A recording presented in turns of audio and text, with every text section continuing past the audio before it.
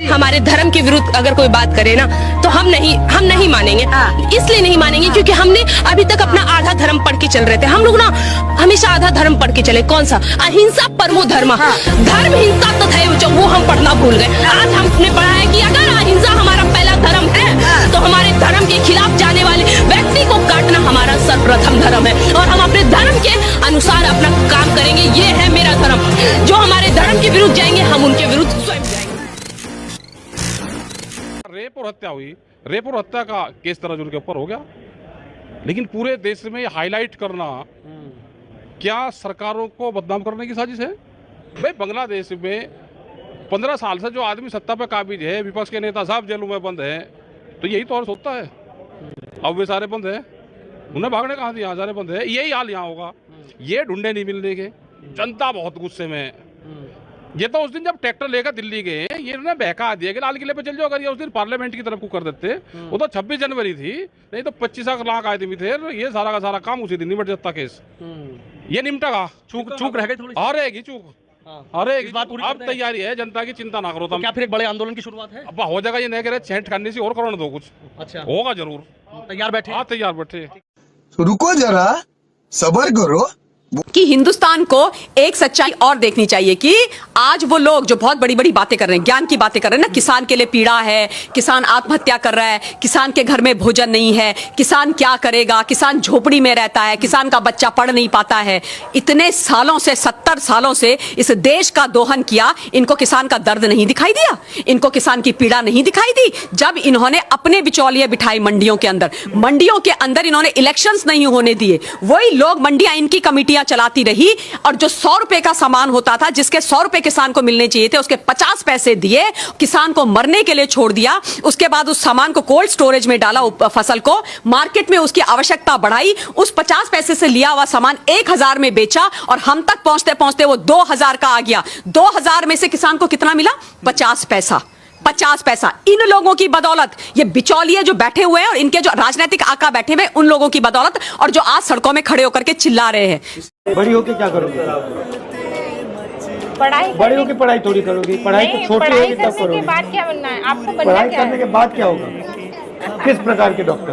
दिल के, दिमाग के, हड्डी दिमाग के?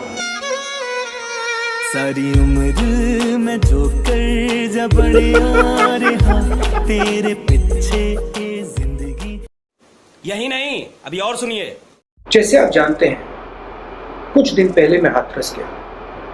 जाते वक्त मुझे रोका गया। पहली बार अरेस्ट कर दिया गया, दूसरी बार मैं चला गया। मुझे बात समझ नहीं आई, मुझे रोका क्यों जा रहा है, मुझे उस परिवार से मिलने क्यों नहीं दिया जा रहा है।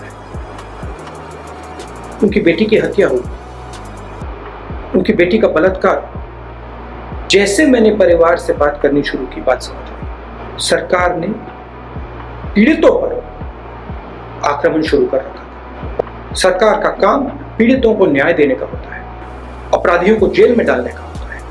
ये सुप्रीम कोर्ट ने डॉक्टर से कहा अपने स्ट्राइक एंड करने एज ओलोपी। देखिए भैया, आप, मैं जानता हूं कि आप इस मामले को उठवाना नहीं चाहते हो, आप डिस्ट्रैक्ट कराना चाहते हो।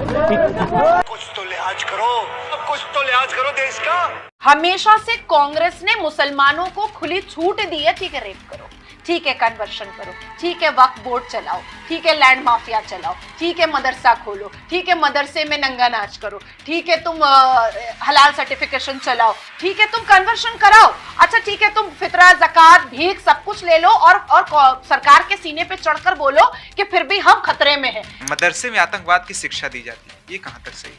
जब हमारे इस्लाम में गला रेतने की बात का जिक्र है तो मदरसे के अंदर भी तो वही सिखाया जा रहा है। असदुद्दीन अवैसी वो है जो इस देश में मुसलमानों को भड़का करके उसकी तरक्की को रोका हुआ है।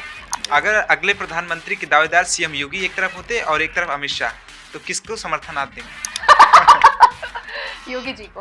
हलाला शब्द के बारे में थोड़ा सा बता दीजिए। हलाला न्यूडिटी का एक बहुत गंदा इस्लाम के जस्टिफिकेशन पर रिचुअल है।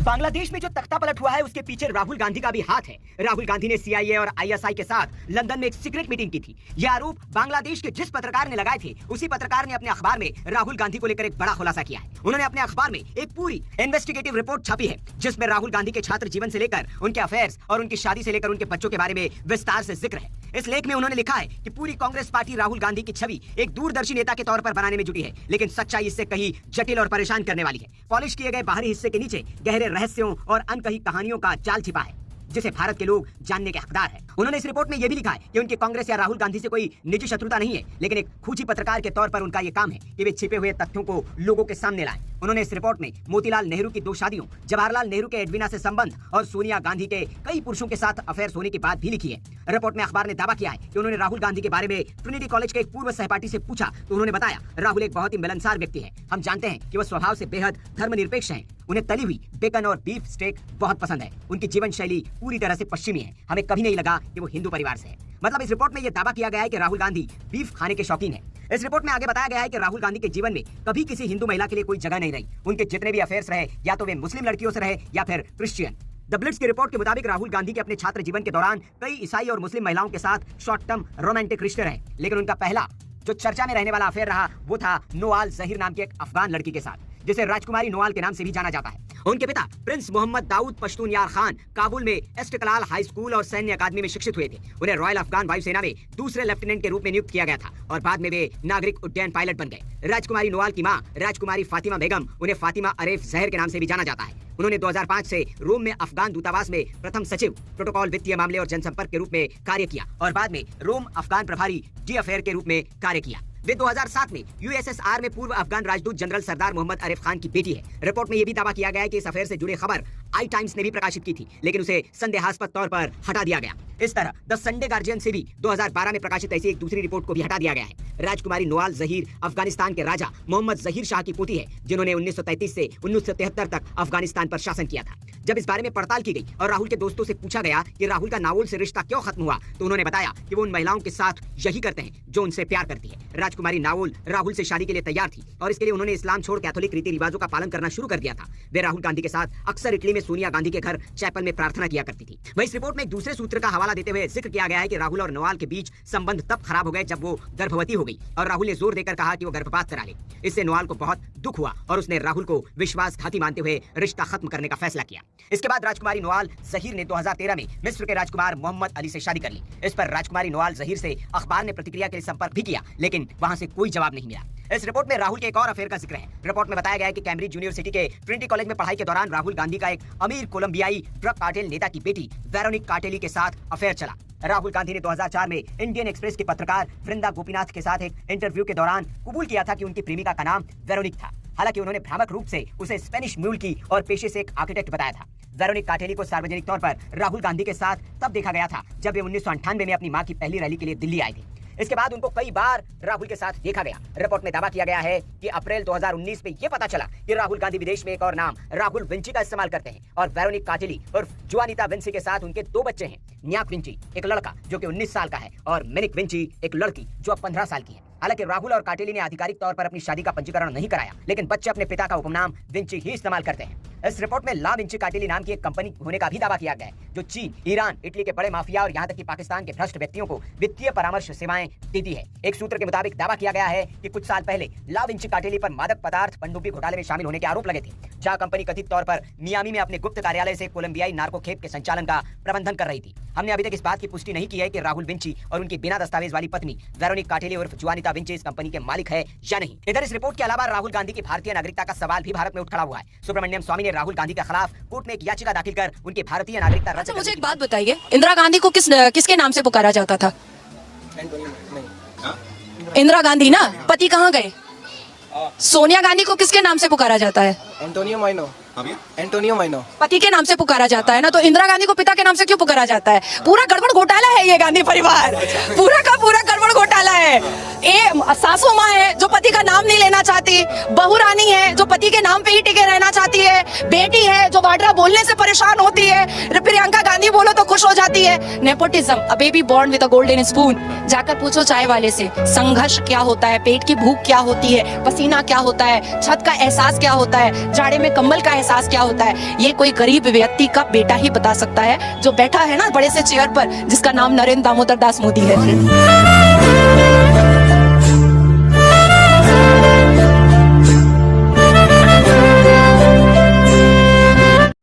मोदी सरकार को अस्थिर करने के लिए देश में एक बहुत बड़ी रेल दुर्घटना की साजिश रची जा रही है। क्या भारतीय रेल किसी बहुत बड़ी साजिश का शिकार हो रही है? उत्तर प्रदेश के कानपुर के बाद अब मध्य प्रदेश के जबलपुर में भी एक पैसेंजर ट्रेन को डीरेल करने की कोशिश हुई और ये तस्वीरें आज एक बहुत बड़ी साजिश की तरफ इशारा कर रही है। ये तस्वीरें 15 फीट लंबी लोहे की उस रॉड की हैं जिन्हें पटरियों पर इस तरह से बिछाकर रखा गया जिससे इस पैसेंजर ट्रेन को पटरी से उतारा जा सके। यानी जानबूझकर इस रॉड को इस तरीके से रखा गया ताकि ट्रेन की दुर्घटना हो जाए। अच्छी बात यह रही कि इस ट्रेन की स्पीड कम थी, इससे ट्रेन का इंजन इस लोहे की रॉड से टकराने के बाद भी पटरी से नहीं उतरा और एक बड़ी ट्रेन दुर्घटना होते होते टल गई, वरना आज भी इस ट्रेन दुर्घटना पर राजनीति हो रही होती। रेलवे मिनिस्टर का इस्तीफा विपक्षी नेता मांग रहे होते, मोदी सरकार से सवाल पूछ रहे होते और ये नहीं पूछते एक बार भी कि हमारे देश में आखिर वो कौन लोग हैं जो पटरियों से छेड़छाड़ कर रहे हैं, जो चाहते हैं कि रेल दुर्घटना हो जाए। इससे पहले पिछले हफ्ते कानपुर में भी इसी तरह की घटना हुई जिसमें वाराणसी से अहमदाबाद जा रही साबरमती एक्सप्रेस का इंजन और उसके 22 डिब्बे अचानक पटरी से नीचे उतर गए थे और ये एक ऐसी दुर्घटना थी जिसमें सैकड़ों यात्रियों की जान जा सकती थी। लेकिन अब खुलासा हुआ कि इस दुर्घटना के पीछे भी एक गहरी साजिश होने की आशंका है। इस मामले में एक एफआईआर दर्ज हुई जिसमें 3 बातों का जिक्र है। पहली, इस ट्रेन का इंजन पटरी पर रखी जिस भारी चीज से टकराया वो भारी चीज एक बोल्डर था, यानी रेल की पटरियों का ही एक बहुत बड़ा टुकड़ा था। दूसरा, इस बोल्डर को पटरियों पर गार्डर से इस तरह से बांधा गया ताकि ट्रेन से इसकी टक्कर होने पर यह वहां से निकले नहीं, हिले नहीं और ट्रेन के ज्यादा से ज्यादा डिब्बे डीरेल होकर नीचे पलट जाएं और इस दुर्घटना में ज्यादा से ज्यादा लोगों की जान जाए। हेलो,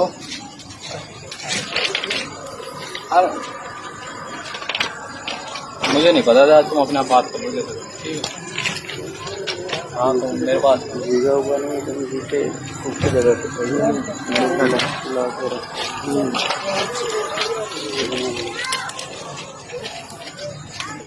तीसरी बात, यह घटना रात को करीब 2:30 बजे तब हुई जब इससे सिर्फ 1 घंटा 20 मिनट पहले पटना एक्सप्रेस इसी रेल लाइन से गुजरी थी और रेलवे पुलिस का कहना है कि रात को 1 बजे के समय यह रेल लाइन पूरी तरह से क्लियर थी और यहां पटरियों पर उस समय कोई बोल्डर नहीं था।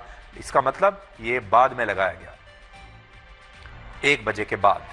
तो ये कौन व्यक्ति है जिसने 1 बजे के बाद रेल की पटरियों से आकर छेड़छाड़ की?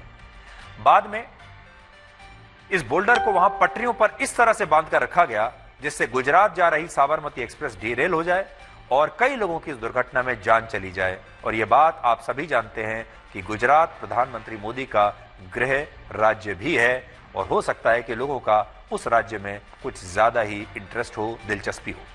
अभी इस मामले की जांच के लिए इंटेलिजेंस ब्यूरो और उत्तर प्रदेश के एंटी टेररिस्ट स्क्वाड की एक विशेष टीम कानपुर में है और इन तमाम दुर्घटनाओं के बाद अब यह सवाल उठ रहा है कि क्या देश को पटरी से उतारने के लिए, देश नहीं बल्कि मोदी सरकार को पटरी से उतारने के लिए ट्रेनों को पटरी से उतारने की साजिश चल रही है?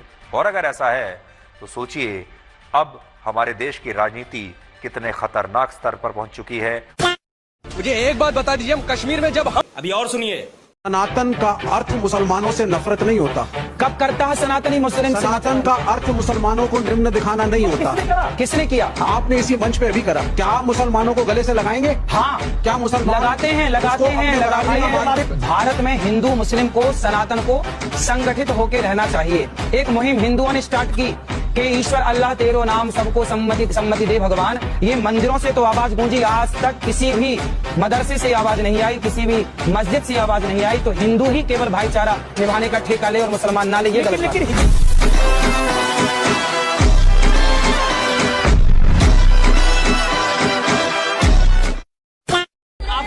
समझ गए? मैं मुसलमानों से भी प्यार मोहब्बत दिल में रखना चाहता हूँ। अरे सुन लो हाँ, मैं मुसलमान से प्यार करता हूँ। किससे? अब्दुल कलाम आजाद जी से, वीर अब्दुल हमीद से, बिस्मिल्लाह खां जी से, अशफाकुल्लाह खां से। लेकिन मैं उस मुसलमान से कभी प्यार नहीं कर पाऊंगा जो कसाब, बुरहान वानी, ताहिर हुसैन, याकूब मेनन जैसों के इससे प्यार करते, मैं उनसे कभी प्यार नहीं कर पाऊंगा। सिंपल। आप हमसे प्यार करते हो? आप कलाम साहब को मानते हो? तो सबको मानते हैं। नहीं, याकूब या कलाम एक बताओ। सबको मानते हैं। अगर याकूब को मानते हो तो नहीं करता, कलाम साहब को मानते हो तो बिल्कुल अभी गले मिल लूंगा। गोडसे कौन था? गोडसे कौन था? कौन था? बताओ। प्यारा था गांधी का। गोडसे मुर्दाबाद बोलो। मैंने बोला, तेरे कहने से बोलूंगा। फिर तू एक बार बाबर मुर्दाबाद बोल दे। क्यों बोलूंगा?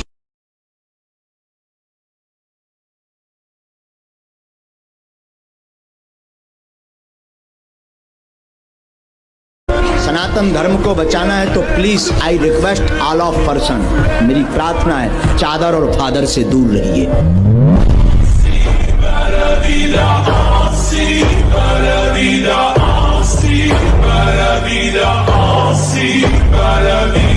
करोड़ रोजगार देना था, 15 लाख सबके अकाउंट में डालना था, किसान की आय दुगनी करनी थी, 100 स्मार्ट सिटी बनानी थी, पेट्रोल डीजल का दाम 35 पर लाना था, रुपया डॉलर 1 कराना था, चीन को लाल आग सिखानी थी। ये सब कुछ नहीं हुआ। चलिए सुनिए, कह रहे थे कारबार लुट गया, कहते थे SBI LIC बर्बाद हो गया। अभी चेक करिए जाके, खोलिए अपना मोबाइल में, अभी से कहता हूँ। 2004 में कितने का था डीजल? 22 रुपया।